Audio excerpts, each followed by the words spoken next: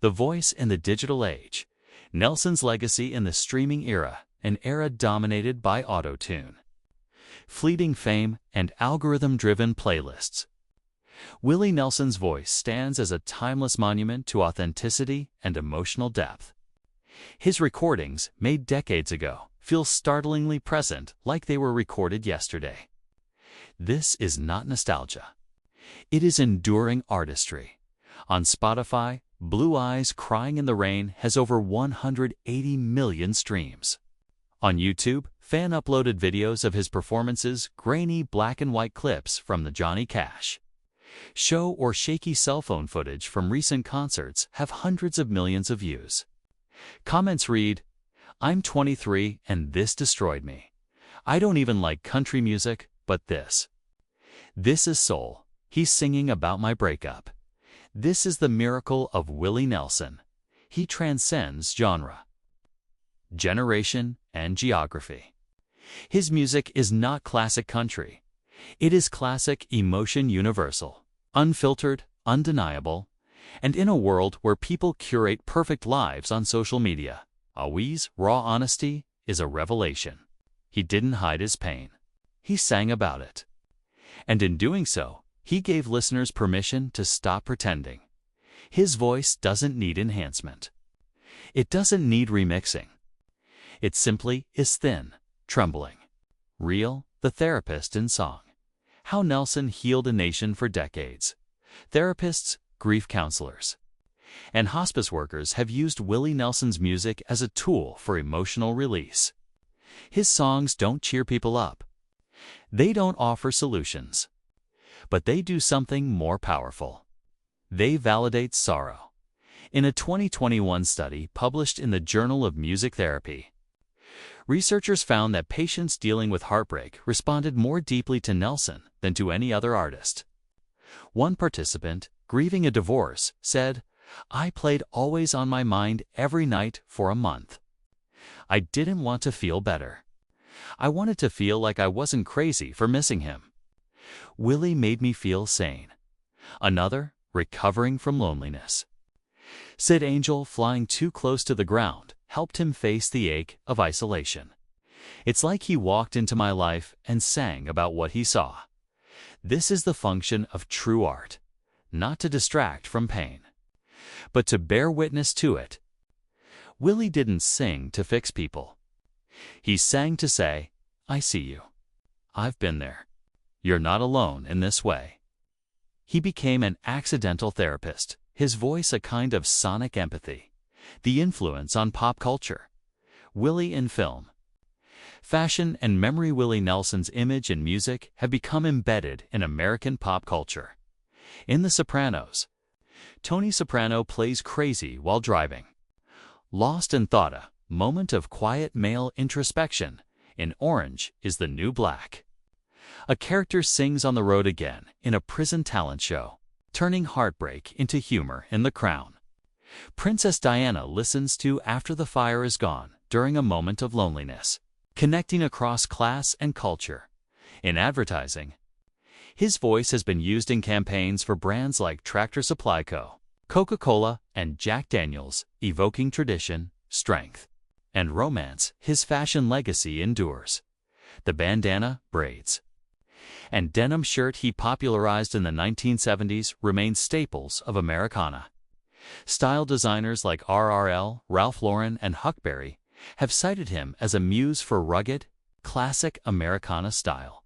His stage look, no rhinestones, no gimmicks, has influenced artists from Chris Stapleton to Post Malone. Even his luck. Texas Rancho, former baseball field turned music venue, has become a pilgrimage site. Though the official concerts have slowed, fans still visit the grounds, leaving flowers, notes, and small gifts at the Gaia Shrine to a man who turned a private sanctuary into a public celebration. The language of love and loss. How Nelson mastered the poetics of heartbreak. Willie Nelson didn't write all his songs, but he was a genius interpreter, a man who could turn a well-crafted lyric into a visceral experience. His ability to inhabit a song to make it feel like a personal confession. was unmatched. Consider the opening lines of Always on My Mind. Maybe I didn't treat you / quite as good as I should have. It's not a song, it's an apology, and Willie delivers it with such quiet intimacy, as if speaking directly to someone he hasn't seen in years. Or yesterday when I was young. There are so many things I would have done, but I didn't when I was young. It's a meditation on regret. Not dramatic, not angry, just sad. Or angel flying too close to the ground. I can't fly no higher. I'm grounded by the pain. It's a lullaby for a broken heart. The melody is soft, the guitar gentle. Willie sings it as if already dreaming, already gone. These songs are not melodramatic. They are minimalist romances, spare in language, rich in implication. And Willie's voice gives them weight. The voice as a national archive. Willie Nelson's recordings are more than music. They are cultural artifacts, documents of American life in the mid to late 20th century. They capture the emotional life of the working-class men and women navigating love, marriage, and heartbreak. They reflect the evolution of country music, from honky-tonk to outlaw to Americana. They preserve the sound of a changing South, moving from rural isolation to urban growth. They chronicle the epidemic of heartbreak in a post-war world where love was both idealized and fragile. When historians study the emotional landscape of modern America, they will listen to Willie Nelson.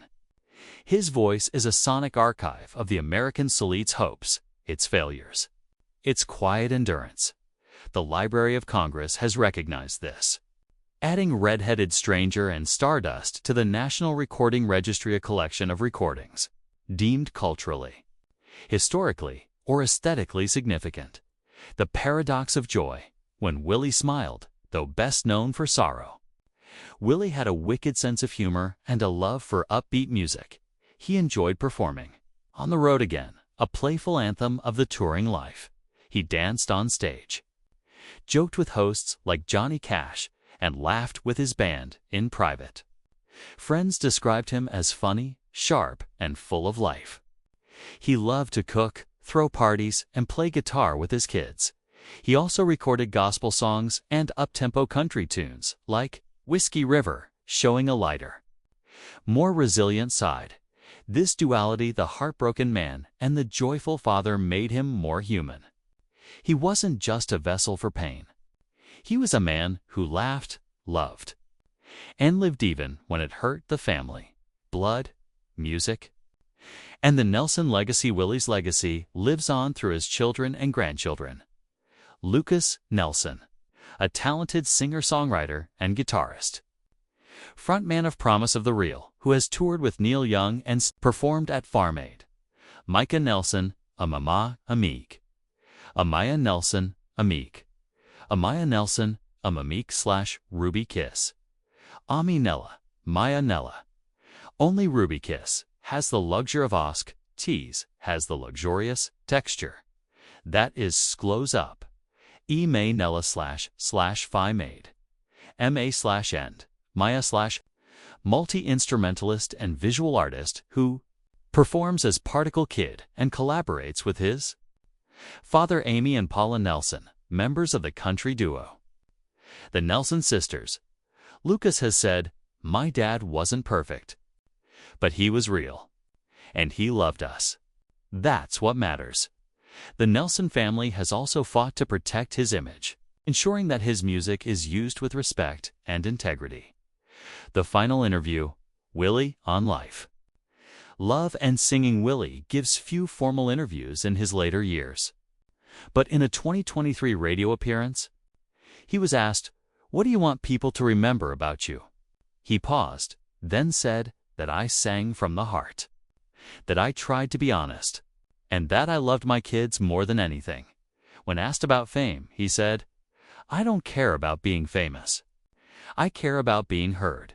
These words, simple, humble, profound, capture the essence of the man, the immortality of a single note. 1024. Scientists at the University of Texas launched a project called the Voice of the West, an AI study analyzing the emotional resonance of rural vocalists. Willie Nelson's voice was found to trigger the highest empathy response in listeners, more than Merle Haggard, more than Chris Christopherson, more than Chris Stapleton. Why?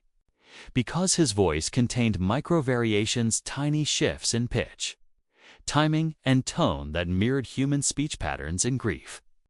His voice didn't just sound sad. It behaved like a grieving person. This is the science behind the soul. Willie isn't just a singer.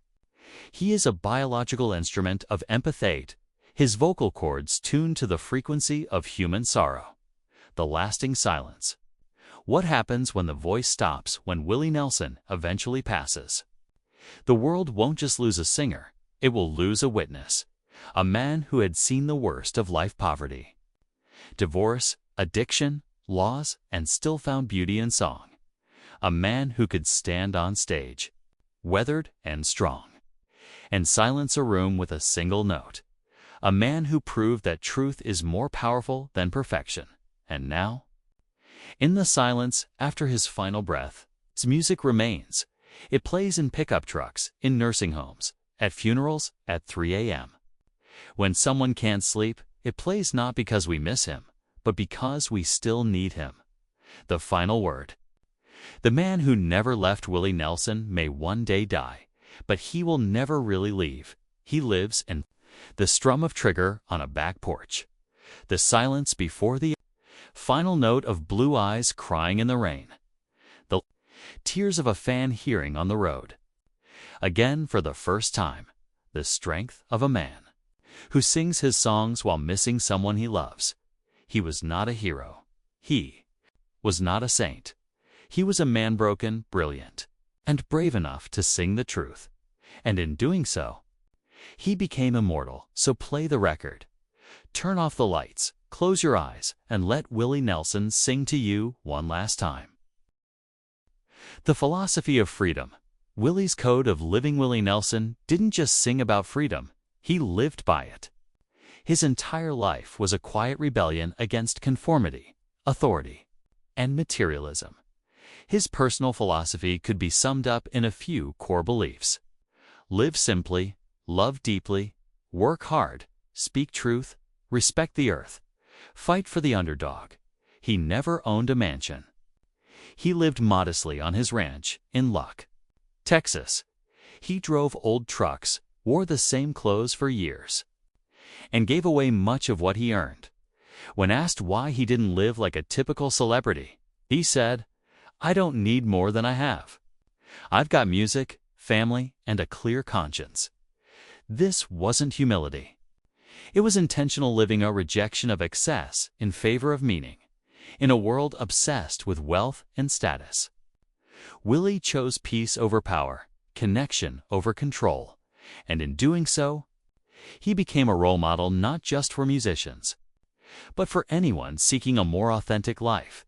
The cannabis crusader, a lifelong advocate, Willie Nelson, has been open about his lifelong use of marijuana not as a recreational habit, but as a spiritual, medicinal, and political practice. He first smoked at 17 while working in the fields. He later said, "It helped me see the beauty in things: the sky, the grass, the way people move." In 1977, he was arrested for possession in Alabama. He spent a night in jail and lost all his belongings except trigger. The experience radicalized him. By the 1980s, he became one of the most visible advocates for marijuana decriminalization. In 2015, he launched Willie's Reserve, a legal cannabis brand that promotes quality and safety, sustainable farming, social justice reform, expungement of past convictions. He also founded Nelson's Greenbrier Distillery, producing organic spirits and hemp-based products. But more than business, his advocacy is moral. He believes marijuana prohibition has ruined lives, especially among the poor and marginalized. He once said, "Marijuana's not a drug. It's a plant. And it's been healing people since before we had words." To this day, he carries a small bag of weed in his pocket, not for indulgence, but as a symbol of resistance. The activist, Farm Aid and the Fight for Family Farmers, 1985. After hearing country singer John Mellencamp speak about the farm crisis, Willie co-founded Farm Aid with Neil Young and Mellencamp. At the time, thousands of family farmers were losing their land due to debt, corporate consolidation, and government policy. Banks were foreclosing. Families were breaking apart. Farm Aid's mission was simple: keep family farmers on their land. Since its inception, Farm Aid has raised over $60 million, held annual benefit concerts featuring hundreds of artists, provided direct grants to struggling farmers, advocated for fair agricultural policies, promoted sustainable local food systems. Willie didn't just lend his name, he led. He toured relentlessly, spoke at rallies, visited farms, and used every interview to educate the public. He often says, "If you eat, you're involved in agriculture." That simple truth became the foundation of his activism. Even at 90 plus, he still headlines Farm Aid, sitting on a stool with Trigger, singing Whiskey River as the sun sets over the festival grounds. Farm Aid isn't just a concert, it's a movement, and Willie is its heart. The collaborator. Willie and the artists who loved him. Willie Nelson's influence extends far beyond country music because of his collaborative spirit. He never saw music as competition. He saw it as conversation. Over his career, he recorded with artists from every genre. Ray Charles, their duet on Seven Spanish Angels, 1984, is a gospel country masterpiece. Julio Iglesias. Their unlikely 1984 duet album brought country and Latin pop together. Snoop Dogg. They smoked together, joked on podcasts, and bonded over shared advocacy. Johnny Cash, Waylon Jennings. Kris Kristofferson, the Highwaymen weren't just a band. They were brothers. Norah Jones, his daughter-in-law and musical partner, with whom he recorded jazz-inflected albums. Dolly Parton, a lifelong friendship and multiple duets, including the classic Pretty Paper. Sheryl Crow. Mavis Staples, Bob Dylan, Steven Tyler, all have performed with him, drawn by his warmth and artistry. What made these collaborations work was Willie's humility. He didn't dominate. He listened. He adapted. He elevated others, as Kris Kristofferson once said. Willie doesn't steal the spotlight. He shares it.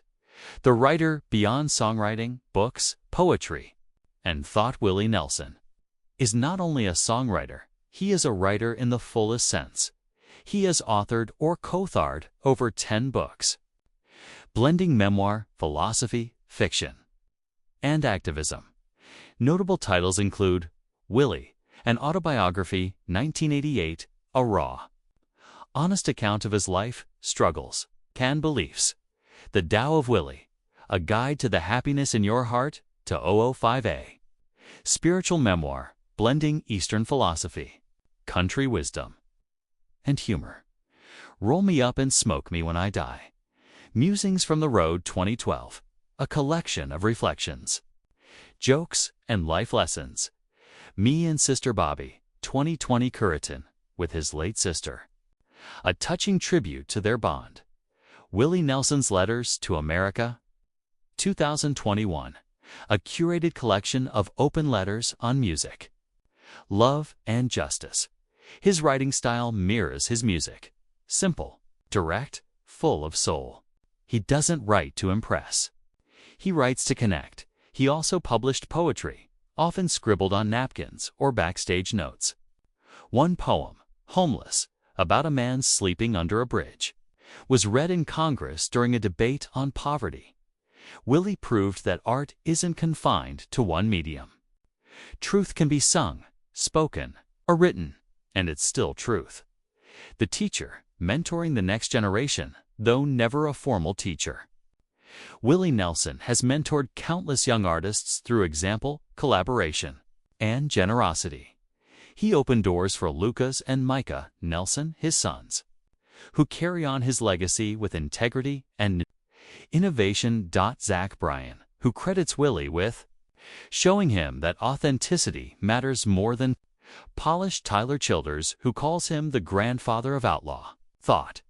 Charlie Crockett, a modern troubadour who channels Willie's phrasing and spirit. Margot Price, who says Willie taught her that country music can be both personal and political. He doesn't give lectures. He leads by being himself. At Farm Aid, he invites young artists to perform, often joining them on stage unannounced. At Luck, Texas, he hosts impromptu jam sessions where unknown songwriters sit beside legends. He once told a young singer, "Don't try to sound like me. Just be honest. That's the only thing people remember." And in that moment, he passed the torch, the final reflection. Why he still matters? Because truth is timeless, because a voice that sings from the soul will never fade. Willie Nelson matters because he refused to pretend. He didn't hide his past. He didn't sugarcoat life. He sang it loud, clear, and beautiful. And in doing so, he gave voice to millions who felt invisible. The last word. The man who never left. Willie Nelson may one day die, but he will never really leave. He lives in the strum of trigger on a back porch, the silence before the final note of blue eyes crying in the rain, the tears of a fan hearing on the road. Again, for the first time, the strength of a farmer who sings his songs while plowing a field. He was not a hero. He was not a saint. He was a man broken, brilliant, and brave enough to sing the truth. And in doing so, he became immortal. So play the record, turn off the lights, close your eyes, and let Willie Nelson sing to you one last time. The studio as sanctuary. Willie's approach to recording. Willie Nelson never treated the recording studio as a place for perfection. To him, it was a sanctuary for truth, where emotion mattered more than polish, and soul outweighed technical precision. Unlike the meticulously layered productions coming out of Nashville in the 1960s and 70s, Willie favored live, in-the-moment performances. He recorded with his band playing together in real time, capturing the energy of a live show. Imperfections, breaths, and all. He rarely used overdubs. He avoided excessive reverb. He didn't demand multiple takes. If the first take had feeling, it was the final take. This philosophy was rooted in his Texas roots, where music was made for dancing, not dissecting. The goal wasn't technical flawlessness, it was emotional authenticity. Producer Jerry Wexler, who worked with him at Atlantic Records, once said, "Willie didn't want to make records. He wanted to make confessions." This approach gave his music a raw, immediate quality. You could hear the breath in his voice, the twang of trigger, the subtle swing of the rhythm section. There was no artifice, just sound and soul. Even in his later years, when technology advanced, Willie resisted digital production. He preferred analog tape, warm mics, and natural acoustics.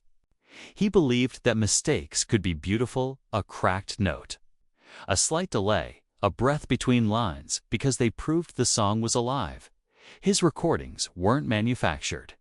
They were born. The unheard archives, lost recordings, and private moments beyond. His official discography lies a rich archive of unreleased recordings, demos, and private sessions, a sonic diary of a man who lived for music.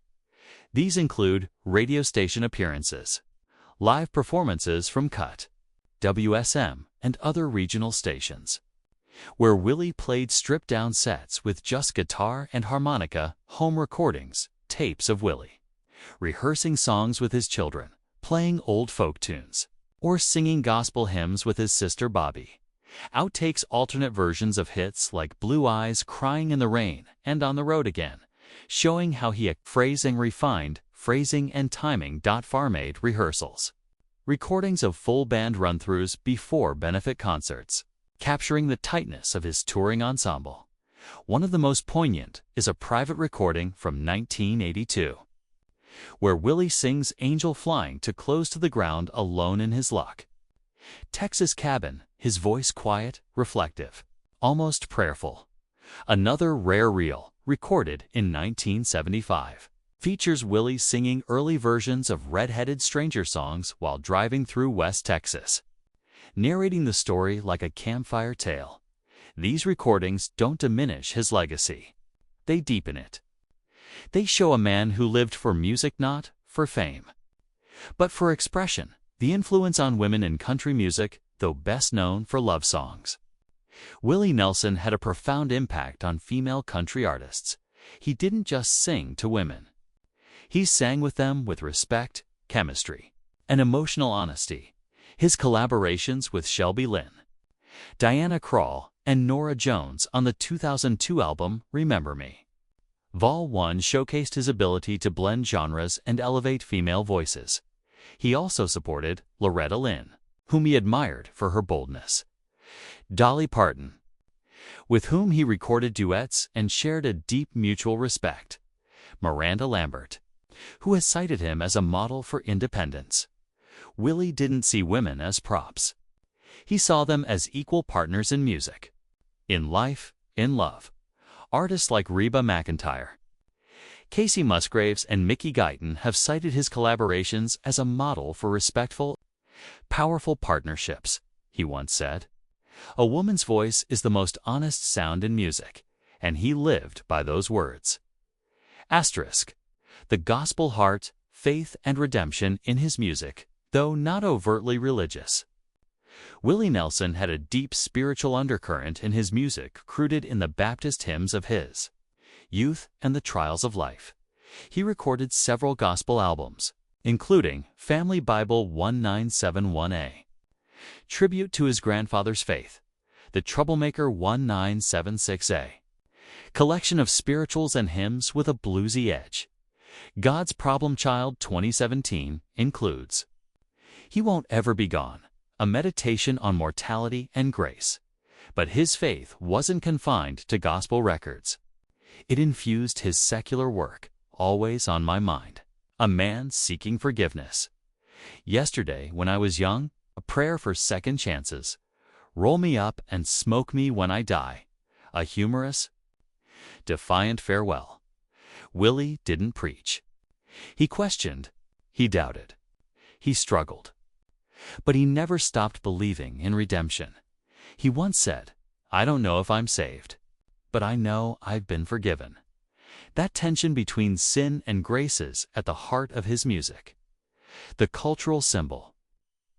Willie, as an American archetype, Willie Nelson became more than a singer.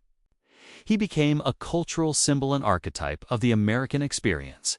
He embodied the outlaw rejected by Nashville, reborn on his own terms, the poet who turned pain into poetry, the activist who fought for farmers and freedom, the survivor of poverty, divorce and health crises. His image braids, bandana, battered guitar peers on, t-shirts, murals, and tattoos, posters in dive bars and music hall statues and museum exhibits. The Luck, Texas ranch remains a pilgrimage site. Fans leave flowers, notes, and small gifts at the Gaita shrine to a man who turned a private sanctuary into a public celebration. He didn't just represent a genre, he represented a way of life, the voice that crossed genre sweetly. Nelson's appeal extends far beyond country music.